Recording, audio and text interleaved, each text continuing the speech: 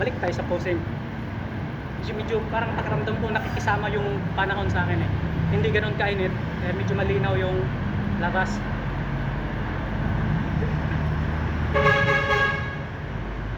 Pagka nandito kasi yung maraming taba ko sa katawan eh, nasa lens nakalagay, kaya mahirap talaga siya basagin.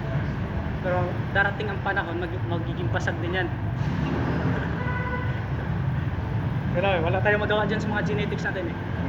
Yung ibang mga tao, nandito yung patch nila, belly patch, yan yung pinakahuling matanggal sa kanila. Sa akin, medyo okay. Itong side naman, nandito sa side yung taba ko, tsaka sa legs. Yun yung hirap kong ibasag. Pero ayan mo na, ganun talaga, hindi natin problemahin yan.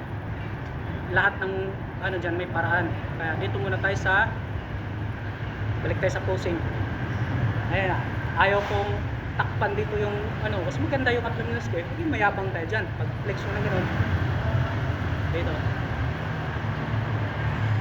para makapa ko kung saan ko ipwesto yung daliri ko, yung hinlalaki ko, para buka, tapos maidiin ko ng husto na maliit tignan yung bewang ko. Vacuum.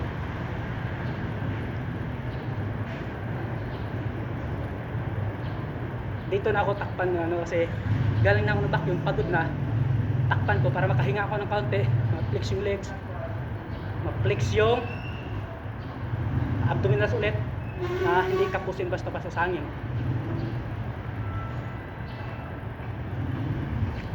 Takpan ulit kasi nag-transition tayo dito.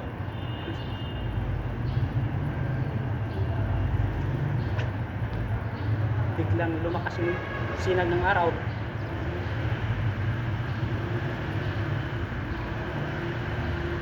Hanggang dito na lang, hindi ko na itaas masyado. Step. Kung makabuelo ka para makita pa rin to, bago mo ikasa papuntang chest. Chest out.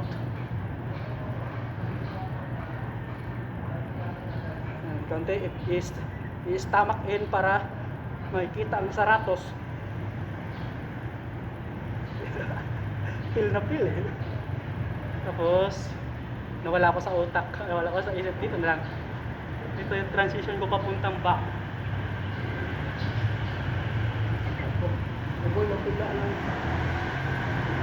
rollers, glutes, hamstring. Pigat panty lang, nakakita yung Christmas tree.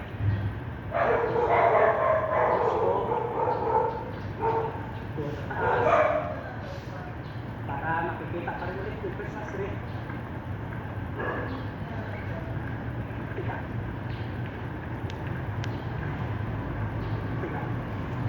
Report ulit. Medyo lasing.